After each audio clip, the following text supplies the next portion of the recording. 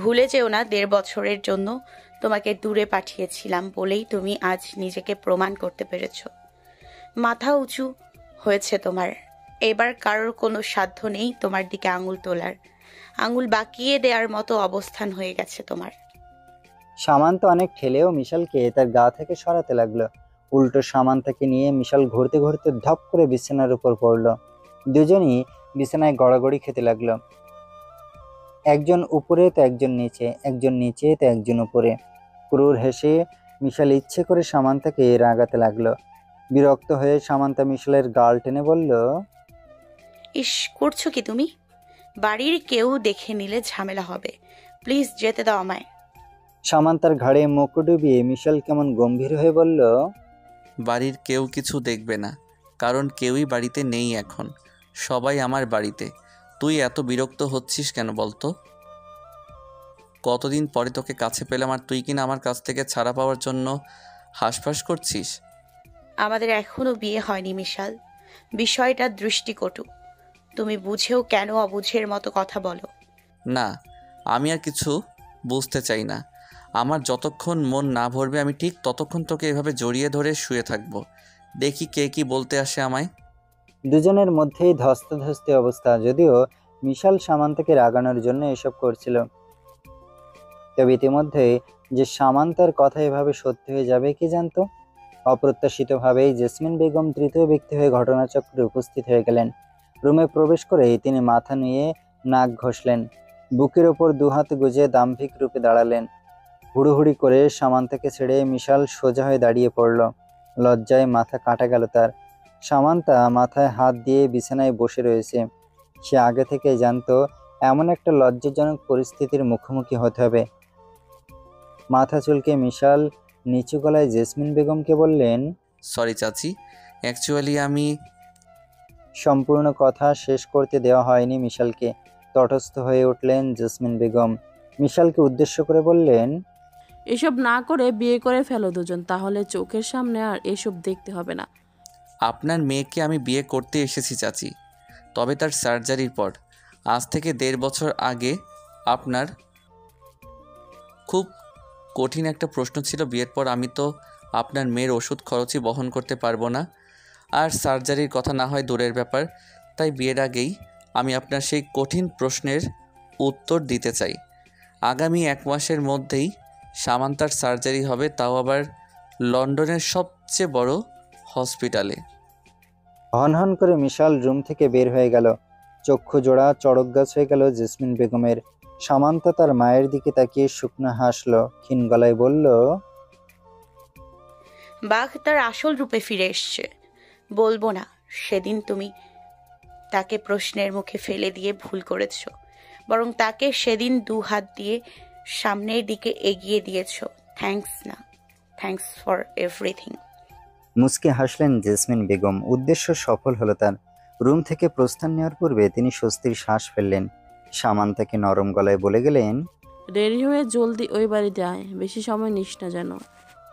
সামান্তা মাথা নাড়িয়ে সম্মতি বুঝালো। জেসমিন বেগম প্রস্থান নিলেন। ওই বাড়িতে অনেক কাজ পড়ে আছে, তাই তিনি বেশ তাড়াহুড়োয় আছেন। এছাড়াও মিশাল বাড়ি ফেরার পর থেকেই তিনি মহা টেনশনে আছেন। দুজন একসাথে হলেই কেন জানি না তিনি আতঙ্কে কেঁপে উঠছেন। বিয়ের আগে কখন দুজনের মধ্যে কিসব ফিজিক্যাল কাজবাজ হয়ে যায়, এসব অদ্ভুত চিন্তাধারা নিয়ে তিনি বেশ পরেশানিতে ভুগছেন। মিশালের রক্ত গরম, তিনি জানেন। কখন কিভাবে প্রতিশোধ নিয়ে নেয় কে জানে। মেঝে থেকে নীল রঙের শাড়িটি ওঠালো সামান্তা। এবার বেশ মৌন হেসে ড্রেসিং টেবিলের সামনে দাঁড়ালো, নিজেকে শক্ত করলো।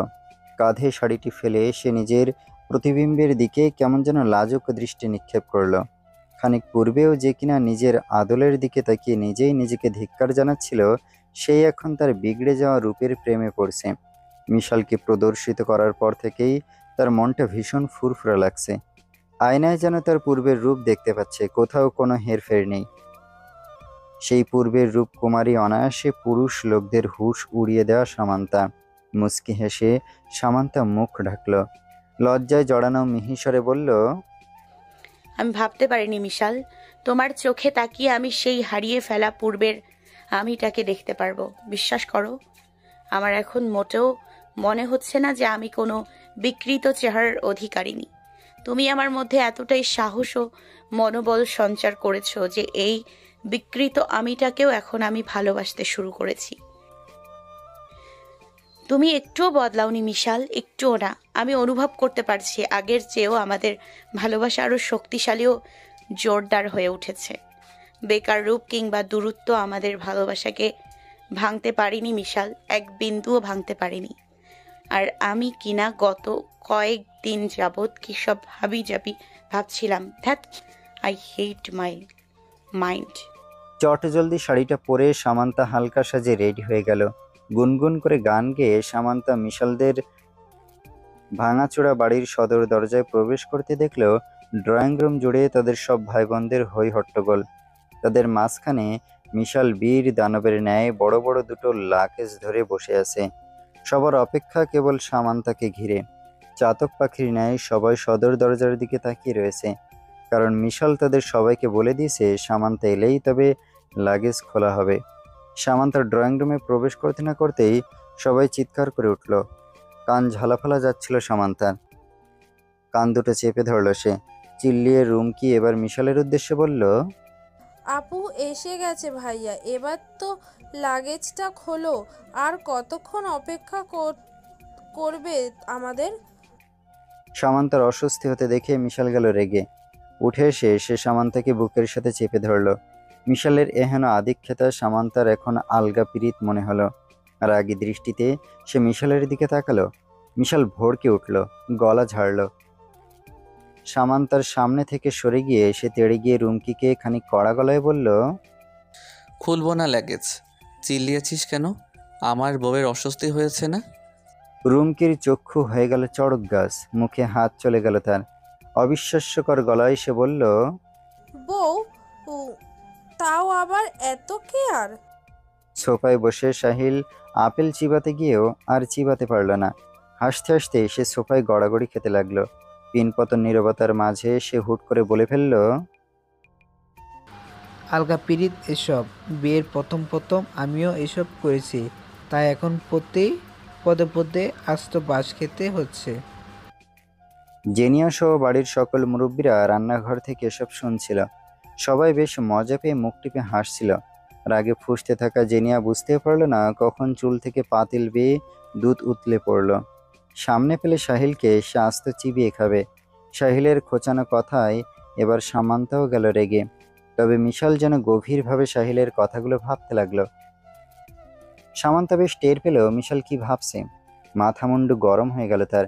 মিশালকে কোনোই দ্বারা এক ধাক্কা মেরে সে সাহিলের কাছে এগিয়ে গেল। সাহিলের হাত থেকে আপেল কেড়ে নিল সে। দাঁত কিড়মিড় করে বলল, কি বললে তুমি? বিয়ে মানেই বাস, তাই বুঝালে তুমি। টনক নড়ল সাহিলের। এতক্ষণে বুঝতে পারলো ভুল জায়গায় যে সঠিক কথাটি বলে ফেলেছে। শুকনো ঢোক গিলল সাহিল। শার্টের কলার ঠিক করে সে জায়গা থেকে উঠে দাঁড়ালো। পরিস্থিতি এড়িয়ে যেতে সে কাট কাট গলায় ভাবুক মিশালকে বলল, আরও খুলনা লেগেজগুলো। আমার জানের পিছনে লেগে রয়েছিস নাকি? দুদিকে দুই জলদর সাপ, প্লিজ বাই সেভ মি। ইতিমধ্যে জেনিয়া রান্নাঘর থেকে তেড়ে এলো।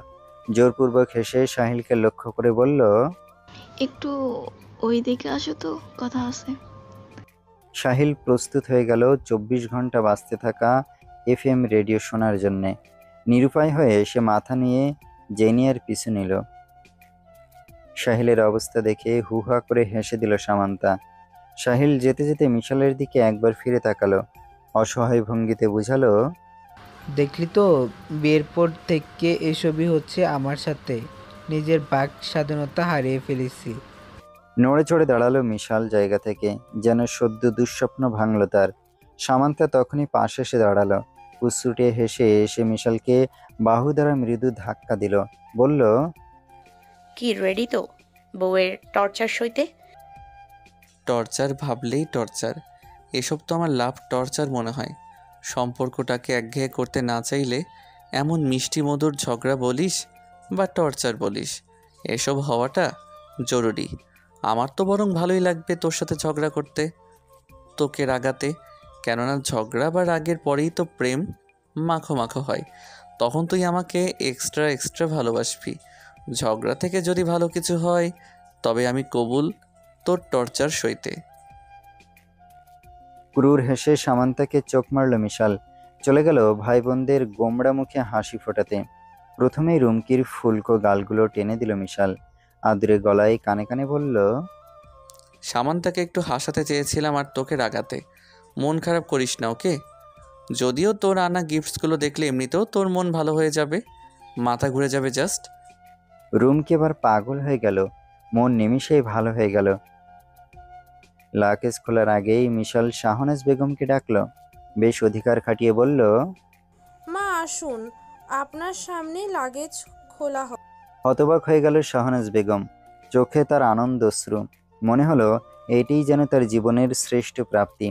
মিশালের কাছ থেকে এতটা গুরুত্ব আশা করেননি তিনি। মৃদু হেসে জেসমিন বেগম ও নাজিয়া বেগম শাহনাজ বেগমকে ড্রয়িং রুমের দিকে এগিয়ে দিলেন। মিশালের কাছে দাঁড়াতেই মিশাল লাগেজ খুলে একটি জুয়েলারি বক্স বের করলো। বক্স থেকে এক জোড়া ভারী কানের দুল বের করলো। দুল জোড়া শাহনাজ বেগমের চোখের সামনে ধরে বলল, মা, এটা আপনার জন্য, আমার সামনে পড়ুন। কি দরকার ছিল এসবের মিশাল? এই বয়সে আমি এত বড় দুল পরবো? এত বয়স কিভাবে হলো মা? এখনও তো আপনার ছেলেমেয়ের বিয়ে বাকি, কথা না বাড়িয়ে পড়ুন তো, এক্ষুনি পড়বেন। চোখে তখন ভরো ভরো জল শাহনাজ বেগমের। মাথা নুয়ে তিনি দুল জোড়া পরলেন। মিশালের দিকে তাকিয়ে আচমকা চোখের জল ছেড়ে দিলেন। মিশালকে জড়িয়ে ধরে বললেন, আমি ভাবতে পারিনি আমার এই ছেলেটা আমার সব অন্যায় ভুলে আমাকে এতটা ভালোবাসতে পারবে, মা হিসেবে আমাকে এত সহজে মেনে নিতে পারবে। আমি তোর কাছে ঋণী বাপ, চিরঋণী। মিশালও কেমন ভারী গলায় বলল, ঋণী তো আমিও আপনার কাছে মা। আমার দুঃসময় আপনি যেভাবে আমার ছায়া হয়ে দাঁড়িয়েছেন, আমার জীবনটাকে বদলে দিয়েছেন, কি করে আমি আপনাকে আমার মা হওয়ার অধিকার থেকে বঞ্চিত করি? বাড়ির সকল মুরব্বী ও ছেলেপেলেদের জন্য আনা সবকিছু এক এক করে মিশাল সবাইকে বুঝিয়ে দিল। বাকি রইল শুধু সামান্তা। লাগেজ দুটো খালি হয়ে গেল, অথচ সামান্তার জন্য কিছুই অবশিষ্ট রইল না। গোমড়া মুখে সামান্তা বাড়ির পাশে চলে গেল। তখনই মিশাল তার পেছন থেকে ছোট্ট একটি ব্যাগ করে সামান্তার পিছু নিল। বাড়ির বাঁ পাশের ব্যালকনিতে উল্টো পাশ ফিরে দাঁড়িয়ে রইল সামান্তা। বুকের ওপর দু হাত গুজে ব্যগ্র হেসে মিশাল ঠিক তার পেছনের দিকটায় দাঁড়ালো। গলা ঝেড়ে বলল, লুক এট মি মাই মহারানী, দেখো কি এনেছি তোর জন্য। এই তোর সাইজ কত যেন? মিশালের এহেন লজ্জাহীন প্রশ্নে রাগে গা পিত্তি জ্বলে উঠল সামান্তার। পিছু ঘুরে এসে চোখ রাঙিয়ে মিশালের দিকে তাকালো। হাতের কনুই দ্বারা মিশালের পিঠ বরাবর একটি খোঁচা মেরে বলল, লজ্জা শরম কি উঠে গেছে তোমার? কি বললে এটা তুমি? কি ধরনের প্রশ্ন এটা? ব্যথায় মুখ বানিয়ে মিশাল বলল, কেন, তোর সাইজ আমি জানতে পারি না? না, পারো না। ফার্দার এসব প্রশ্ন জিজ্ঞেস করলে তুমি কিন্তু আমার হাতে চর খাবে মিশাল ভাইয়া। আরে আরে, না বুঝে অযথা এত রেগে যাচ্ছিস কেন? শ্যাহ, এত নেগেটিভ মাইন্ডেড তুই? তোর জন্য একটা ড্রেস এনেছি, সেই ড্রেসের সাইজ জানতে চেয়েছি আমি, আর তুই কি না? বেশ ঝাড়িঝুড়ি মেরে মিশাল হাতে থাকা ব্যাগটি সহ সামনে ঘুরে গেল। চোখ বুজে কপাল চাপড়ে বলল, ইডিয়েট সাহিল, তোমার জন্য আজ আমি ফেঁসে যাচ্ছিলাম। ইতিমধ্যে সামান্তা তার ভুল বুঝলো। নিচু স্বরে বলল, 34, আমার বডির সাইজ 34। দেখি ড্রেসটা দেখাও। ওয়েট, পরে দেখাচ্ছি। এই বলে মিশাল এক ছুটে জায়গা থেকে পালালো। রাগে গজগজ করে সাহিলের ওপর ক্ষোভ ঝেড়ে বলল, ইডিয়েট সাহিলের বাচ্চা, কায়দা করে তোমার বউয়ের জন্য ওসব আনিয়েছো তাই না? একটুর জন্য সামুর কাছে ধরা খেয়ে যাচ্ছিলাম আমি, এখন তাকে আমি ড্রেস দেখাবো কোথা থেকে? ইউ বিচ, তোমাকে আজ আমি ছাড়বো না। হন্তদন্ত হয়ে মিশাল ছুটে গেল সাহিল ও জেনিয়ার রুমের দিকে। দেখলো রুমটির দরজা খোলা, তবে রুমটির ভেতরে কারো সাড়া শব্দ নেই। মিশাল ভাবলো রুমে হয়তো কেউ নেই। হতাশ হলো সে। বাড়ির কোথায় এখন খুঁজবে তাকে? ইতিমধ্যেই সাহিল তাড়াহুড়ো করে রুম থেকে বের হয়ে এলো। অফিস থেকে তার জরুরি কল এসেছে, এক্ষুনি যেতে হবে তাকে। দুজন দুজনের মুখোমুখি হয়ে গেল। অমনি চোখ রাঙিয়ে উঠল মিশাল। দাঁতে দাঁত চেপে নির্বোধ সাহিলের দিকে প্রশ্ন ছুড়ল, সেদিন কি বলেছিলে তুমি? তোমার থেকে টিপস চাওয়াতে কি বলেছিলে তুমি? ইনারের প্রোডাক্ট মেয়েরা পছন্দ করে। ড্রেস না এনে এসব আনতে সামান্তার জন্য? কুচুটে হেসে সাহিল বলল, তার মানে ইনারের প্রোডাক্ট এনেছিস তুই? কই দেখি দেখি। হ্যাঁ হ্যাঁ, দেখবেই তো। তোমার বউয়ের জন্যই তো এসব আনিয়েছো আমার হাত দিয়ে, আমাকে বোকা বানিয়ে। আমি আসলে একটা ডাফার। তোমার দুষ্টু বুদ্ধি শুনেছি, তবে আমি তোমাকে আজ ছাড়বো না। আজ তোমার একদিন কি আমার একদিন। মিশালের হাত থেকে ব্যাগটি কেড়ে নিয়ে সাহিল হুহা করে হেসে দৌড়ে পালালো জায়গা থেকে। তার পেছনে ছুটতে থাকা মিশালকে কিঞ্চিত উচ্চশব্দে বলে গেল, মাথাটা একটু কোটা, তাহলে বুঝতে পারবে মেয়েরা কিসে খুশি হয়। আর থিঙ্ক সামান্তাকে খুশি করার জন্য তোর কারো কাছ থেকে কোনো টিপসের প্রয়োজন নেই, তোর একাই চিন্তাভাবনায় যথেষ্ট। থেমে গেল মিশাল। সাহিল মন্দ কিছু বলেনি তাকে। ভাবতে লাগলো সামান্তাকে কিভাবে খুশি করা যায়। ইতিমধ্যেই সামান্তা এসে মিশালের পেছনের দিকটায় দাঁড়ালো। পেছন থেকে কেমন যেন শুকনো গলায় বলল, আমি বুঝেছি মিশাল ভাইয়া, তুমি আমার জন্য কিছু আনোনি। কোনো প্রবলেম নেই এতে, আমি কিছু মনে করিনি। আমি যে মিশালকে 1.5 বছর আগে নিজের ইচ্ছেতে আমার কাছে থেকে হাজার হাজার মাইল দূরে পাঠিয়েছিলাম, সেই মিশাল পূর্বের ন্যায় আমার কাছে ফিরে এসছে। আমি এতেই সন্তুষ্ট। আমার আর কিছুর প্রয়োজন নেই, তুমিই আমার জন্য বেস্ট গিফট।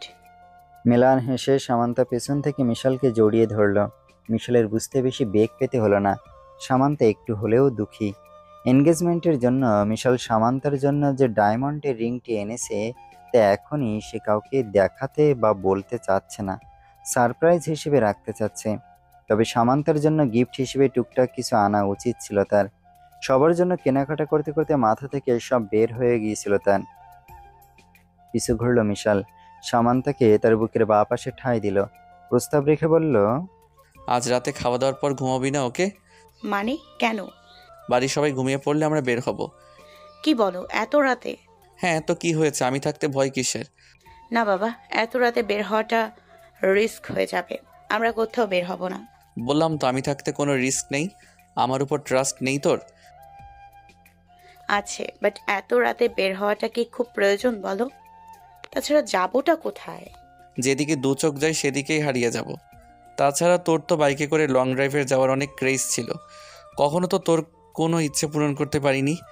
এখন যেহেতু সময় সুযোগ এসে গেছে, তাই ভাবলাম সার্জারির আগে তোর সব শখ পূরণ করে দিব। কেন, সার্জারির পর কি আমাদের আর দেখা হবে না? লাইফ রিস্ক আছে আমার। নীরব মিশাল সামান্তাকে ছেড়ে জায়গা থেকে প্রস্থান নিল। মাথা নুয়ে বাড়ির সবার চোখে ফাঁকি দিয়ে সোজা বাড়ি থেকে বের হয়ে গেল। ফোন করে সাহিলের কাছ থেকে বাইকের চাবি চেয়ে নিল। মিশালের যেহেতু এখনও বাইক কেনার সময় হয়ে ওঠেনি, তাই সাহিলের বাইকে দিয়েই কাজ চালাতে হবে তার। কিছুক্ষণের মধ্যেই সাহিলের বাড়ি থেকে বাইক নিয়ে মিশাল শপিং মলের উদ্দেশ্যে রওনা হলো। সামান্ত ওই সময় ভুল কোনো প্রশ্ন করেনি তাকে। সামান্তার সার্জারিতে রিস্ক রয়েছে বটে, তবে এই রিস্কের কথা সামান্তাকে বলা যাবে না এখনই। তবে যে সামান্তা ভেঙে পড়বে। নীরবে জ্বলে পুড়ে খাক হচ্ছে মিশাল। উপরওয়ালার কাছে শুধু একটি ফরিয়াদ, জীবনের এই সুখের সময়টিতে যেন উপরওয়ালা তার প্রতি আর কোনো অবিচার না করে। পরিবারের সাথে রাতের খাবার সম্পন্ন করল মিশাল। খাবার শেষে সাহিলদের পরিবার ও সামান্তাদের পরিবার তাদের বাড়ি ফিরে গেল। জোর করেও তাদের রাখা গেল না। সামান্তাও বাড়ি ফিরতে যাবে, তবে সুযোগ বুঝে মিশাল সামান্তাকে তার রুমে টেনে নিয়ে এলো। ধূপধাপ করে রুমের দরজা বন্ধ করে দিল। ভড়কে উঠল সামান্তা। বুকের হাত চেপে ধরে ভয়ার্ত দৃষ্টি নিক্ষেপ করলো মিশালের দিকে। কাঁপা কাঁপা গলায় প্রশ্ন ছুড়ল, পাগল হয়ে গেছো তুমি? এভাবে টেনে হিচড়ে রুমে আনার কি প্রয়োজন ছিল? অমনি সামান্তার হাতটি ছেড়ে মিশাল বিছানার উপর থেকে বিশাল বড় একটি ডালা সামান্তার হাতে তুলে দিল। একগাল হেসে বলল, এটা নিয়ে এখন বাড়ি যাবি। বাড়ির সবাই ঘুমিয়ে পড়লে সুযোগ বুঝে রেডি হয়ে আমাকে মিসড কল দিবি। আমি বাইক নিয়ে তোদের মেইন গেটে তোর অপেক্ষায় দাঁড়িয়ে থাকবো। সামান্তাকে কথা বাড়ানোর আর কোনো সুযোগ দিল না মিশাল। ঠেলে ঠুলে তাকে বাড়ি পাঠিয়ে দিল। সামান্তা প্রস্থান নিতেই শাহনাজ বেগম মিশালের রুমে এসে প্রবেশ করলেন। মা ছেলে পাশাপাশি বিছানার উপর পা ঝুলিয়ে বসল। নিশ্চুপ মিশাল। গলা ঝেড়ে শাহনাজ বেগম মিশালের দিকে প্রশ্ন ছুড়লেন,